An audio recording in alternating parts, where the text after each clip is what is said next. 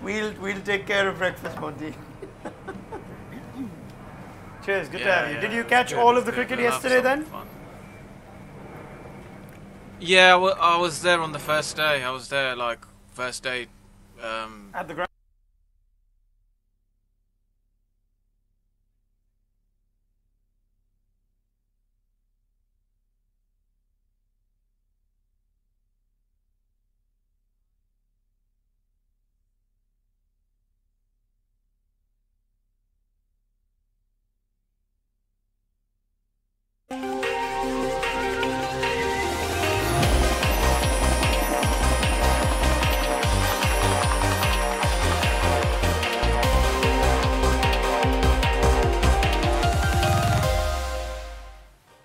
Day 2 of the 5th test between England and India at the Oval, and India would have had a nice night's sleep after seeing England go from 123 for 1 to 198 for 7. We're building up to the first session of play at the Oval on day 2 on ESPN Cricket for Matchday. Hello and welcome. I am Raunak Kapoor, still with Ajit Agarkar, who had a good night's sleep himself, just like the Indian boys. Very good. I thought we'd probably get a few hour extra in, but as has been the norm, the game still finished at 11 o'clock, half an hour over time. Yeah, when we have a left-arm spinner like Jadeja run through his overs, we thought we might get an early night, but let's not complain. It's satisfying for a fast bowler to do a job for so many tests in a series, go back home at night or go back to his hotel. Feels good, doesn't it? Yeah, I mean, they've put in some real hard yards. Okay, the test matches have been 3 or 4 days, a couple of them. So you probably get a few days extra, and the conditions have been helpful, but you still, yesterday was a great example of how good this Indian attack has been, you know, just to keep running in when the opposition's just one down at tea time.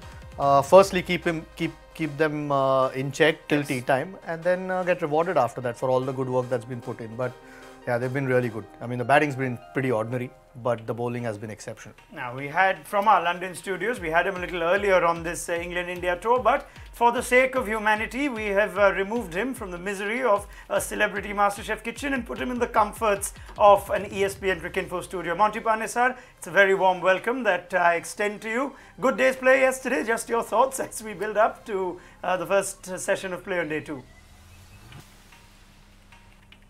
Yeah, I think it was a brilliant day for India. You know, I think like Ravi Shastri must be pulling his hair out, thinking, what if one of the test matches, you know, we won going in there 2-all, and you know, yesterday that session would have been, you know, absolutely brilliant. You can just see that, you know, this Indian bowling lineup is absolutely brilliant. You know, where did they learn to swing the ball late? You know, Ajit, who's behind this? You know, these seam bowlers are very quick at learning new skills. Ajit? Yeah, look, I think the experience is one thing. I mean, Bumrah is probably the least experienced, or Ishant's had 2 trips to England plus some county cricket. I'm sure there's some work going on behind the scenes as well, but they're naturally swing bowlers, you know, I mean, so if you can get the ball in good shape, and especially the Duke's ball after it's a little bit older, tends to swing a lot more. Although yesterday was a lot surprising. After that first session didn't show any signs of it, suddenly it came, the pitch and the conditions kind of came to life in those 2 sessions after that. So, no, but I mean, they've swung the ball. Both teams really have swung the ball throughout this series. The good part about this Indian attack is there's a lot of variety in the way they do it. And Monty makes a good point. You know, at the cost of repeating ourselves, every night this Indian team, Kohli and Shastri, will be going back and saying, my God, what an opportunity gone. There are so many vulnerabilities of this England team. Even when they looked on top, we clawed back, and how. If only we would have batted just a little bit better. Yeah, but England would be saying the same thing. If only we had batted a bit better, we might have won even more comfortably. So yeah, I mean, ifs and buts, it's a nice thing to have. Unfortunately for India, England have played the bigger moments better. And their lower middle order, or the lower order, has bailed them out more than the India's middle order or even their top order has. I'm going to go to Melinda Farrell, who's outside the Oval, in just a bit. But Monty, just summing up yesterday for you, we felt it was a weird day of Test cricket, almost sort of strange. Did it seem like a conventional Oval pitch as the day went on, or did you think it started getting a bit quicker as the day went on? Can you explain it? England not scoring heavily, then going from 120 odd for 1 to 160 for 7? Yeah, the pitch it is very dry, and it's slightly slower than a normal oval pitch. But, you know, I thought tactically Virat Kohli was brilliant in terms of knowing and understanding the wicket. He knew that the pitch is slow, and if he can just play attritional cricket and at some point get that breakthrough, they obviously, they know they can capitalise after that, and that's what they did. Once Cookie, got out, then I think the whole Indian team, grouped together, and they knew what they were doing in terms of putting a lot of pressure on a vulnerable sort of middle order. With the England team, the batting isn't quite sort of settled. You got Moeen Ali going in at 3. They're sort of experimenting with that, and I think I think throughout the series has surprised me is how. This young Indian team, they're very quick at learning away from India. They learned to get that ball to swing late. They're reversing it as well, and also the batters. They seem to, that first Test match when the ball was swinging quite a bit in the first Test match, and they didn't get into great positions. Then as the Test series have gone forward, you can see how the batters and the bowlers have improved throughout the Test series. Normally, a team that comes to England, they normally crumble, and the last 2 Test matches or series is over, and England dominate. But I think this Test match series, I think emotionally has been quite hard for both teams. Sure, right. Fair point made by Monty Panis, sir. We still see the fight from India even when this series is gone. The weather, did it dictate how play would go on day 1? We felt, Melinda Farrell, like it was a hot, cold, chilly day, if that makes any sense. Just a nice, hot, chilly day yesterday. Or a sunny, chilly day, bright, sunny, chilly day. What's it like on day 2? It's actually quite overcast this morning, but that might clear a little bit. The sun's struggling to make its way through. Lovely autumn day again, but it's quite breezy here today, which is interesting. And it's funny, when we talked about yesterday before the show, Joe Root had said in batting first that they expected the first hour to be quite difficult and then become easier. And ironically, it turned out the ball didn't do too much in that first session. It's been sort of swinging after about the 15 over mark throughout this series, the Duke ball, but it didn't do too much then. It's quite interesting. I know that you guys are just talking about the big moments. If you go back early in the series, Virat Kohli talked about winning the big moments and how that was really important. England have done their best throughout the series at some occasions, mostly through their slips catching or non-catching, to keep India in the hunt. So I definitely agree with the guys that they must be looking back with so much frustration. But here today, what do England do now? They'll be hoping that the clouds hang around perhaps, and they get a decent chance to see if they can get the Duke swinging. But at the moment you feel like India would certainly be a little bit happier with the way things have gone, especially after that start from Alistair Cook. Yeah, speaking of Alistair Cook, we were of course trying to build up to what the mood and emotion would be like when Cook finally came out for his innings. So now that we've had a day to look back, just take me through the emotion itself. You observed it, the Indian team rolled out a guard of honour, the umpires joined in as well. Then of course there was the ideal or fitting Cook's sort of innings, gritty 71. I saw a couple of guys I saw more than a couple of guys dressed up as chefs. What more can you tell us about just how the day went from an Alistair Cook perspective? Yeah, there was a huge amount of warmth in the stadium. We actually sit in the overflow area here at the Oval, so we sit just outside the press box, which we prefer because I love that about here, because you really feel the atmosphere of the crowd, and you can feel that the hum and the buzz, and the warmth that greeted him was massive. And to see the smiles on the faces of the Indian players and Virat Kohli, the nice moment when he went up and shook his hand, Alistair Cook. The innings he played, he got off the mark, didn't he, with that trademark little flick off the hip, which we've seen him do so many times. He played one cover drive, and we were saying, because maybe the best shot we've ever seen him play, the prettiest shot anyway.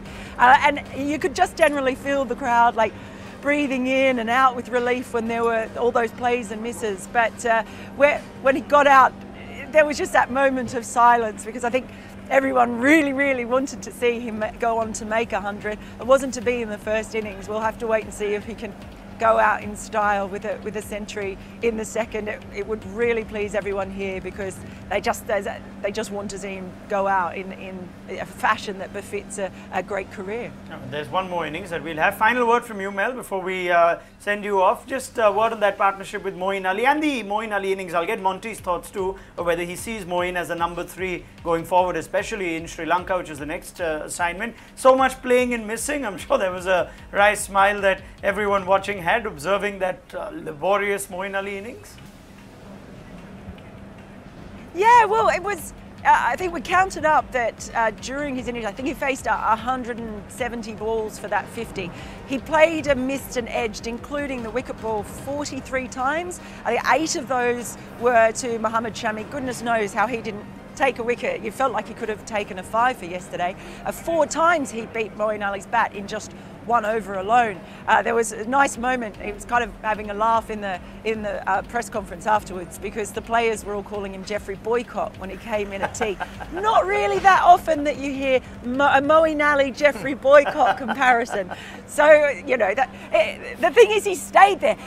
For England, if it could work out with Moeen Ali at 3, it would kind of solve a whole heap of problems, because he doesn't like that first spinner role. He likes the pressure taken off and being the second spinner, so it would allow England to do all sorts of things. But that's the problem when you have all these all-rounders, isn't it, and not the specialist positions. So it's pretty likely that very likely that he'll be the number 3 when they go to Sri Lanka. But whether or not that's a long-term solution to England's top order problems remains to be seen. Mel Farrell, always a pleasure. Thank you for joining us. On the pre-show, we'll get your thoughts as this test match goes on. Now, she speaks of Moeen Ali. We'll have that chat with Ajit and Monty too, see the kind of innings that could have an impact on this test going forward. But yes, it was Moeen that showed himself to the press at the end of day 1 and had a bit of a laugh. Have a listen. Joe was saying yesterday he was hoping that Alistair might be destined to get 100 here. When you were out there batting with him, did you start to think that might happen? Yeah, definitely. Especially when he got dropped, I said to him, "This is just meant to be for you." But unfortunately, he didn't. But I thought he played fantastically well. There's obviously players who are going to come in, or there's a player that's going to come in and try and replace Cookie, which will be very, very difficult. And I mean, we do have these collapses, but everyone that gets out is a fantastic player, and we all know that they all justify being in the side. And it is difficult. These things happen. It's not just us guys, but happens around the world. People that come to play in England, and like I said, I think India have bowled fantastically well this series, and it's been difficult. And sometimes it's more of a mental thing rather than anything. And the way I tried to bat today, I know I got dropped and I played a miss, but I was trying to stop that and have my role was to just bat and obviously score runs and stuff, but you just try and stop those collapses, and then we unfortunately had one. Well, a larger conversation that we must have is that after that partnership between Moeen Ali and Alistair Cook, England went from 133 for 1 to 181 for 7, and that is quite consistent with their recent trends of collapsing rather often. We're seeing that in the first test, Monty and Ajit, 216 for 3 to 287 all out. They then lost 7 for 78 in the second innings at Edgbaston, 9 for 74 at Trent Bridge, 6 for 85 in Southampton, and again 6 for 41 yesterday at the Oval. So there's a larger point that needs to be added. It's one thing to say that the top order questions remain as to who will be the opening bats now. There's a bit of a problem even when they lose a wicket or two in the middle, they tend to have a few go. Yeah, I mean that just makes for poor reading. I mean 5 tests in a row, if you've lost wickets in not just a bunch or 2 or 3 together, but 5 or 6 together in a space of... Look, it's been hard work for both teams. I mean, both teams have probably lost wickets or had collapses throughout the series. The ball has swung around. The bowlers have been, on top most of the time, and both sets of bowlers have bowled really well. But you expect, England at home to at least in one of those tests, somewhere put up a better show. I mean, those collapses don't tell you. I think the batting at times has been pretty ordinary, as good as the bowling has been from both teams. It's not the first time that the ball swung in England. I think this is the first time that we've seen both teams struggle as much as they have throughout the course of and it's a 5-match series. It's not 2 or 3 game series. So yeah, the batting's been very, very poor. I'm actually glad we've got two bowlers on the show because I'd love to hear Monty as well. Monty, would you agree, or is there a case to be a little soft on the batsman or defend the batsman, saying it's been a bowler-dominated series, so you can understand if there are numbers that suggest that teams have collapsed, or do you think there's a genuine concern about England's trend of losing wickets in a bunch? I think this is the first time England have been exposed in England from a team where their seam attack can actually compete with the England seamers, and they're unsure. They don't know what to do when the ball starts swinging. They don't get into good positions to start playing at it, away from the body, because then they're not used to sort of, let's say, facing Jimmy and Brody against each other, and that's what's happening right now. What's happening is that you've got three frontline seamers who are bowling exceptionally well in England, and what they're doing is getting that ball to swing late, and that's causing huge problems, to the England batting lineup, and that's where the collapse starts happening. And new batter coming in, it's so difficult once the ball is swinging, and the bowlers are in great rhythm, and good on India. They've seemed to work out away from India how to perform in England, and I think this has been a great learning series for India to be successful away and start like everyone wants, I think, in India to win away from win some away series. I'm trying to understand why. Yes, Ajay. No, I mean, you keep talking about Alistair Cook's 12,000 plus runs. Yesterday's innings was a great example of what England is going to miss. In these sorts of series, how to bat. I think world over, I think the art of hanging around or playing difficult periods or batting for long periods seems to be going out, because the conditions that you face are in general pretty good to bat on. So yesterday's inning this is what England is exactly going to miss. That 70, okay, Moeen fought equally well, but what Alistair Cook can do in these conditions, okay, he hasn't had a great series, but that's exactly what he can do, what he did yesterday. I'm trying to understand why this has happened, Monty, because if you look at personnel, you wouldn't have so much doubt. Johnny Bairstow's got heaps of runs coming into this series. The lower middle order has arguably bailed England out of jail a few times in this series. Is it all to do with, say, the form of one man, Joe Root? Not as much as you'd have liked, no hundreds in what, over a year now. Yes, there are questions at the top, but how much of this would be fixed on its own if Joe Root just gets some sort of form back? Yeah, I think Joe Root is a key feature in this resolving England's batting issues. We're needing Joe Root to perform and to really know where he wants to bat. Does he want to bat at 3? Does he want to bat at 4? And I think his heart is probably set at 4 at the moment, and he needs to sort of make that his position, and then from there they can build their top 6, know what they want to do with that.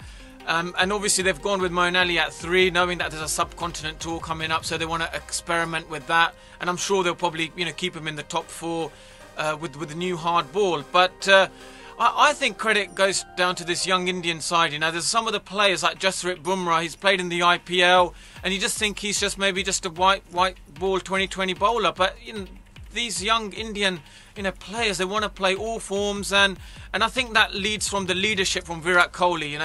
He's done really well in all forms of the game, and I think the younger players want seen what it looks like to be successful in all forms of the game. They want to now emulate in their own skill, and I think Jasprit Bumrah is a great example, an IPL cricketer, and he's gone into test match cricket in England and learned how to swing the ball late, and that's a very difficult skill to do.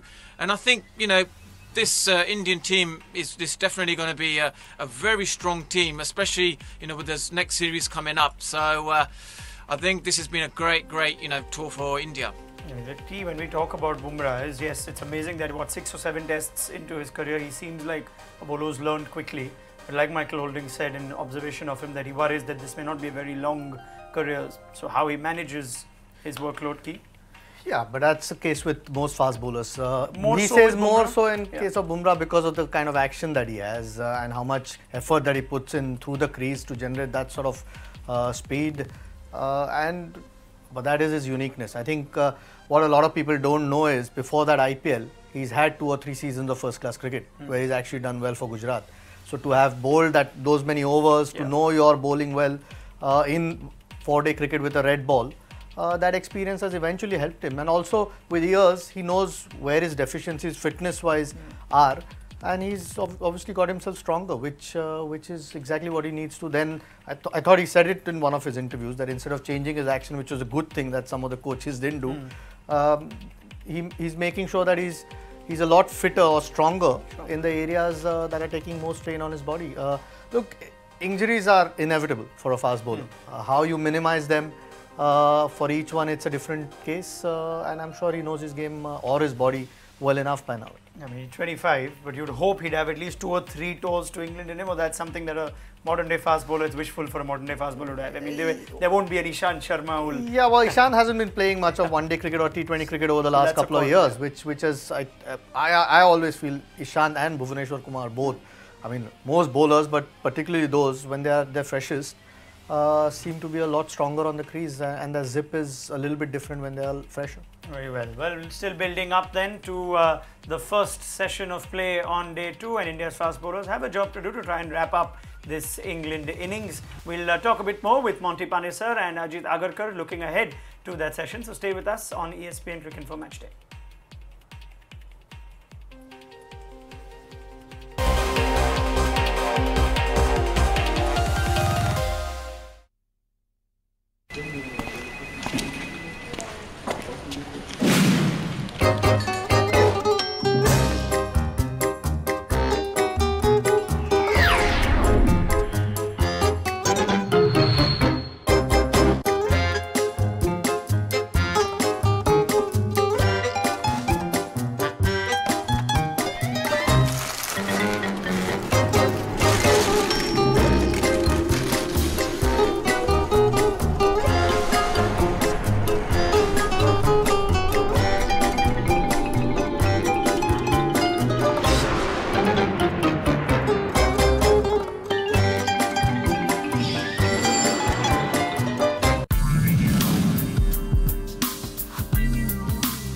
Catch the best of the England-India series on ENGvIND.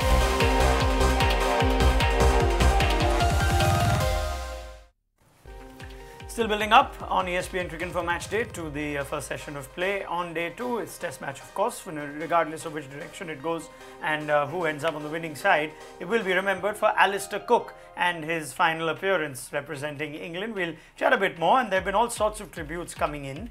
One unique one seems to have come from Jimmy Anderson, which we will get to in just a minute from now. But I guess the general feeling is that it started well, this story for Alistair Cook, and let's see what Jimmy Anderson's made of it. Congratulations, mate. It's been a right laugh. Well done, pal. That'll do. Don't even like the bloke anyway. All he bangs like farming this, farming that. Well, it's lambing season. Who cares, mate? Bore off. Mine should have retired 2 years ago.